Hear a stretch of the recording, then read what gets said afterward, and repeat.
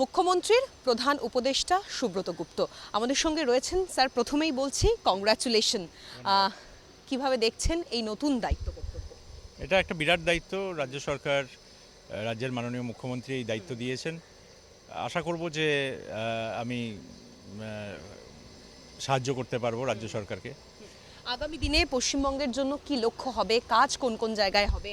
দেখুন, মানে কোনো বিউরোক্র্যাটের দায়িত্ব হচ্ছে যে রাজ্য সরকার যে পথ নির্দেশ করবেন সেই পথটা, সেই কাজটা কিভাবে আরও ভালোভাবে করা যায় সেটা দেখা। আমার কাজটা সেটাই হবে। রাজ্য সরকারের যা নীতি, সেই নীতিটা যাতে বাস্তবায়িত হয় সেটাই আমি চেষ্টা করব। শিল্পর ক্ষেত্রে বিশেষ কিছু নজর দিচ্ছেন বা ভাবছেন, পরিকল্পনা রয়েছে? দেখুন, আমার ব্যক্তিগতভাবে অনেক কিছু ভাবনা আছে। এবার রাজ্য সরকার যে নীতি ঠিক করবেন সেই নীতি অনুযায়ী আমরা চলব। মেট্রো রেলের জন্য আপনি এককালে বহু লড়াই করেছিলেন। সেই মেট্রো রেল হয়েছে কিন্তু অনেক বছর বাদে। সেই মেট্রো রেলের কাজে বাড়তি গতি পাবে পশ্চিমবঙ্গ? আমার ধারণা যে কেন্দ্রীয় সরকারের যে সমস্ত প্রকল্পগুলো বিভিন্নভাবে আটকে ছিল, সেই সব জট বিভিন্ন কারণে হয়েছিল, সেই জটগুলো এখন আস্তে আস্তে খুলে যাবে। এই দায়িত্ব হয়তো আপনার অনেক আগেই পাওয়ার কথা ছিল। আপনি একটা সময় কেন্দ্রে ক্যাডারের কাছে, মানে ক্যাডার হয়ে কাজ করার জন্য আবেদনও করেছিলেন। রাজ্য সরকারের কাছে অনেকদিন আপনাকে ঝুলিয়েও রাখা হয়েছিল। অনেক দিন পর এই গুরু দায়িত্ব পেলেন। এখন কি বলবেন, মানে এই বিষয়টা যেটা দীর্ঘদিন আগেই পাওয়ার কথা ছিল, আমলা মহলে এটা নিয়ে একটা চর্চাও হয়েছিল। যখন যে দায়িত্ব আমি পেয়েছি আমি চেষ্টা করেছি ঠিকভাবে কাজ করার।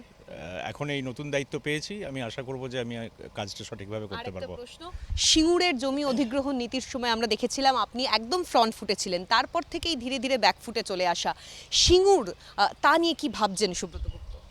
সিঙ্গুরে দেখুন, প্রথম কথা হচ্ছে এটা ভুল ধারণা যে সিঙ্গুরে জমি অধিগ্রহণে আমার কোনো রোল ছিল।